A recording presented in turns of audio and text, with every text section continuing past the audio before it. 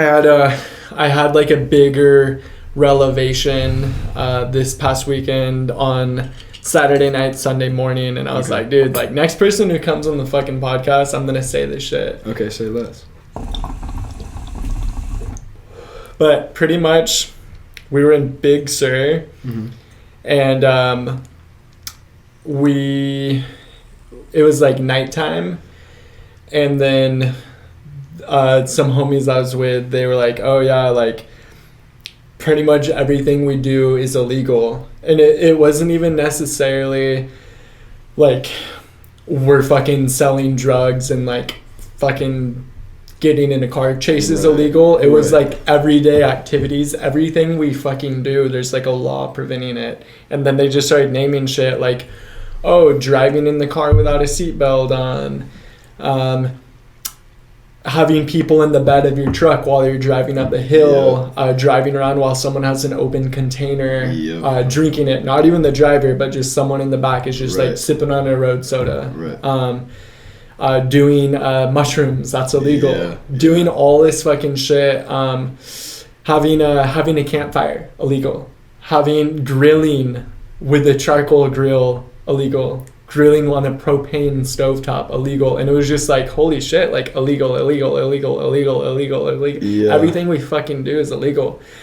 And long story short, everybody passes out. And like that, I was like, it didn't hit, like it, I definitely heard it and I was like, you know, in agreement with it and shit. But when it really hit me,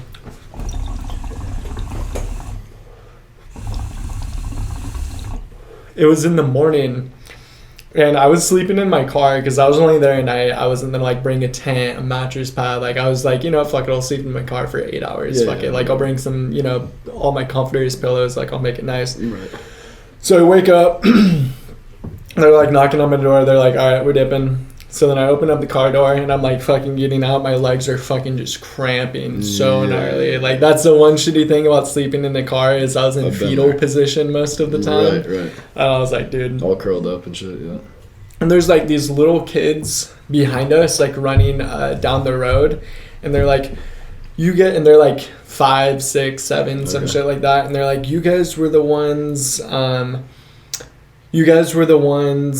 in yesterday that were in the truck bed, like riding in it, and they were like super shocked and like stoked, and they're like, oh my god, like you guys were the ones in the back of the truck, like how did that feel, what was that like?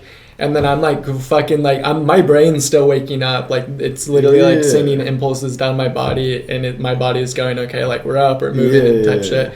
And then that's when it hit me, and I was like, fucking A, bro, like all these newer coming generations, like they're not even exposed to riding in the back of a truck because honestly probably their parents are like helicopter parents and they want to like monitor hella shit, and just like the laws are just so fucking strict. And I was like, holy fuck, every conversation that we had last night about our freedom being stripped away without us even knowing it, like the whole thing with COVID and the mask and shit, that wasn't even for our safety from a virus. That was, hey, we're gonna see what we can take away from you guys. And we just made you take a mandatory vaccine before going to school and work and working with your coworkers and all this shit. We just made you do that.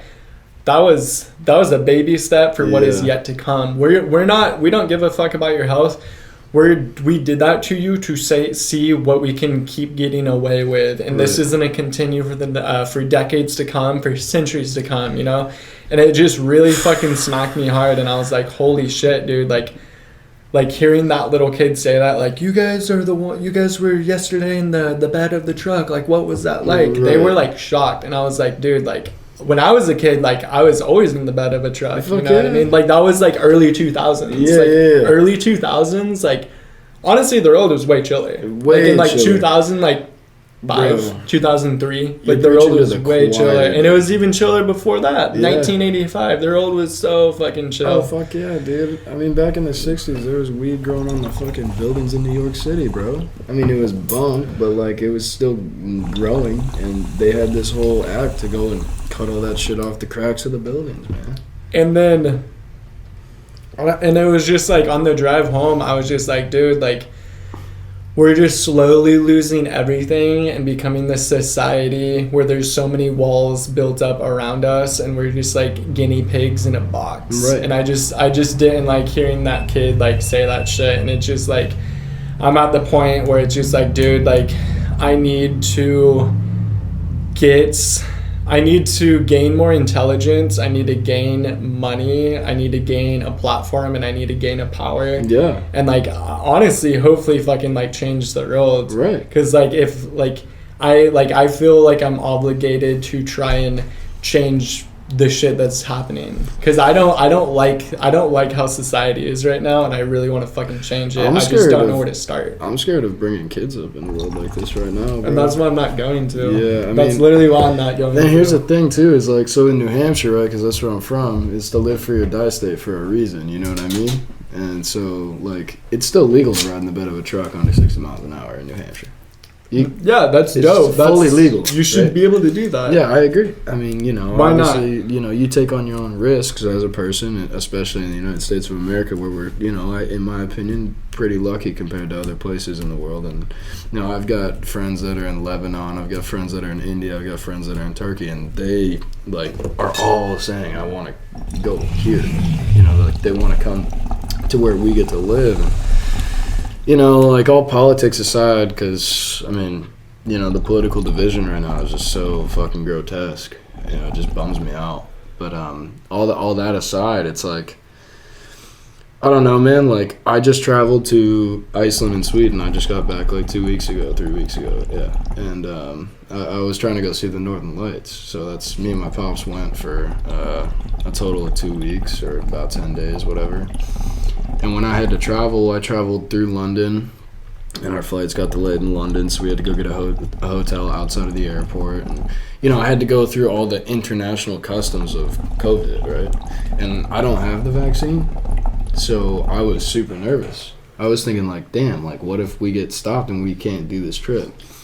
Well, I had my antibody test, and the only time I had to show a positive test was when I flew into London and when I flew out of Sweden. It was actually more difficult to get back in the United States than it was to travel to any of the places we went. And I was honestly super nervous, man, and, you know, I might get some hate for not being vaccinated or whatever, but, like, the whole reason I didn't get vaccinated is because my mom, she, you know, had her accident and all this stuff and whatever, so she was really nervous about what it would do to my immune system because her immune system's really shot. And so just out of respect to her, I just didn't get it because, you know, my work doesn't care.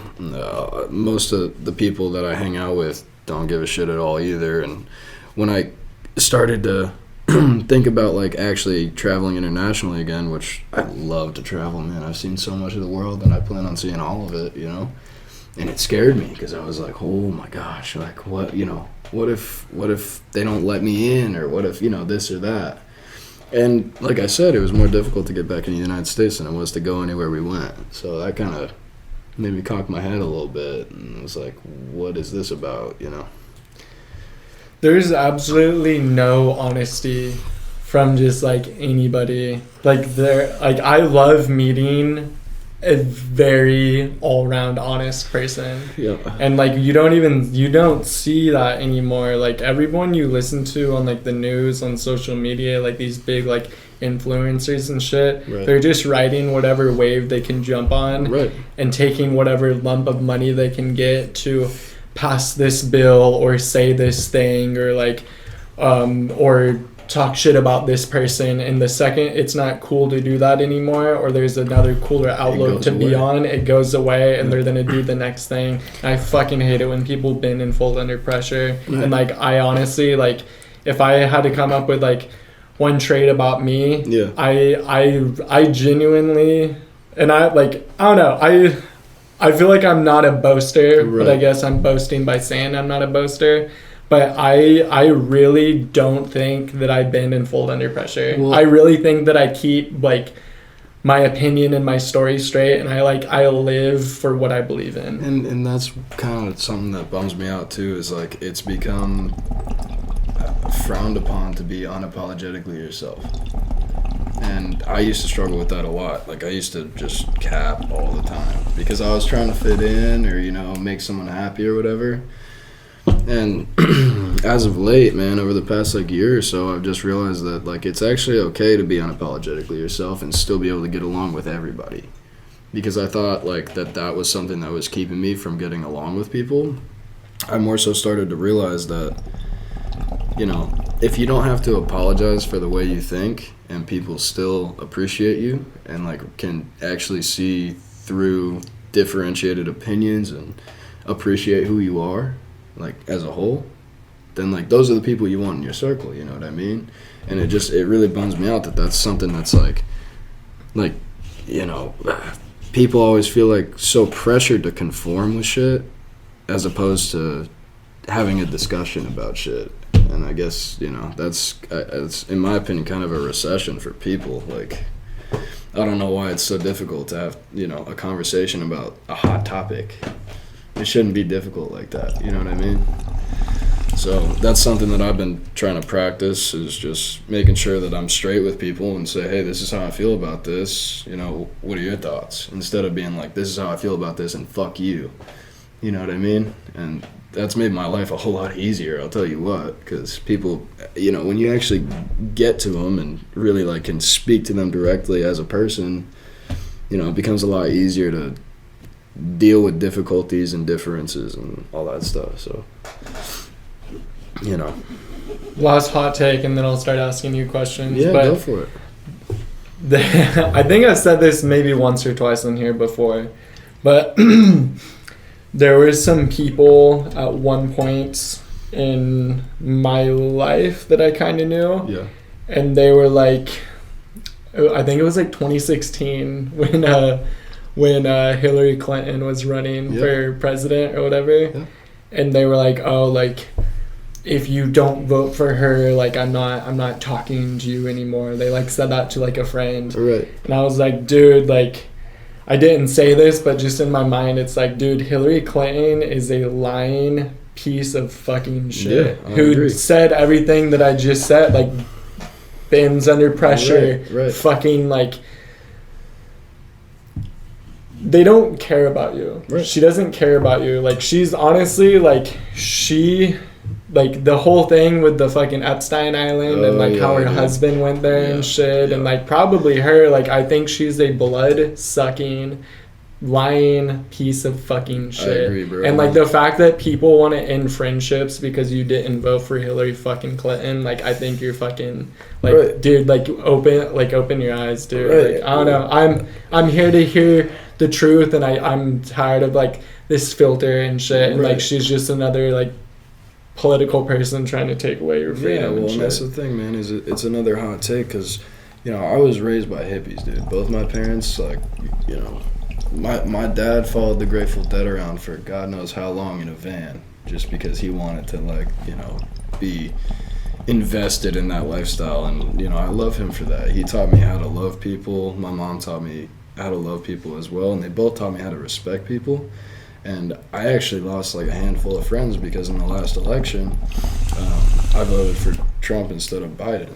And it was difficult for me because, you know, BBZ, I just was talking about him, like, this past weekend with my buddies and telling them shout out BBZ. Yeah, shout out BBZ. I love BBZ, yeah, bro. The man, dude. And I was talking about how he doesn't, like, think any less of me for things that I do because he knows that, like, inherently I love him and he's my boy, right?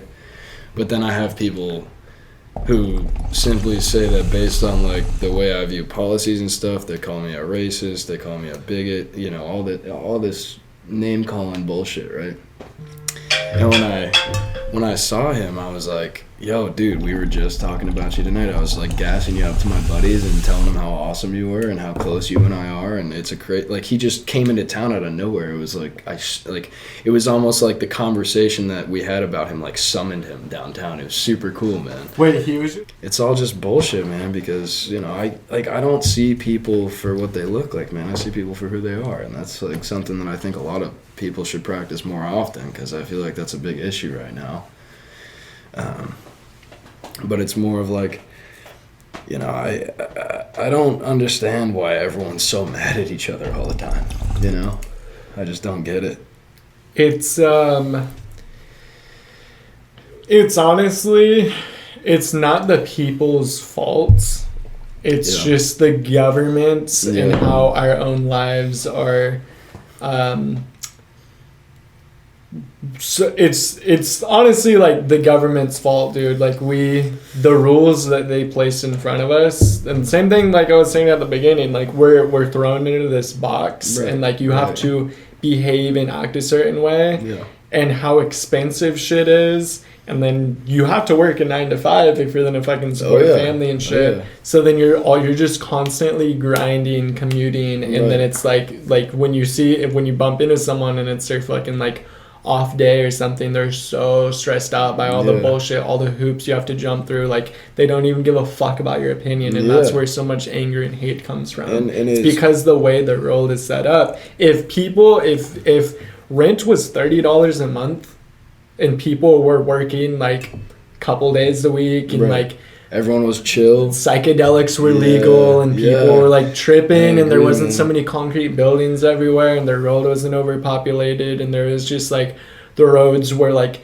pink and magenta, and there wasn't so much like gray and dullness everywhere, people would be really happy. They would want to listen to you. People would there would be so like there wasn't like there was zero militaries and zero wars, and people didn't have nuclear bombs, and like guns weren't a fucking thing to shoot other human beings. I agree, dude. Like people would be way chiller. Everyone would be super happy. Like oh, like you're thinking this way. Like okay, like here's my opinion. Like let's talk about it. But it can't be like that because of like right now everybody's so stressed. Everybody is so fucking stressed in society. So this is stressed my first out, year having to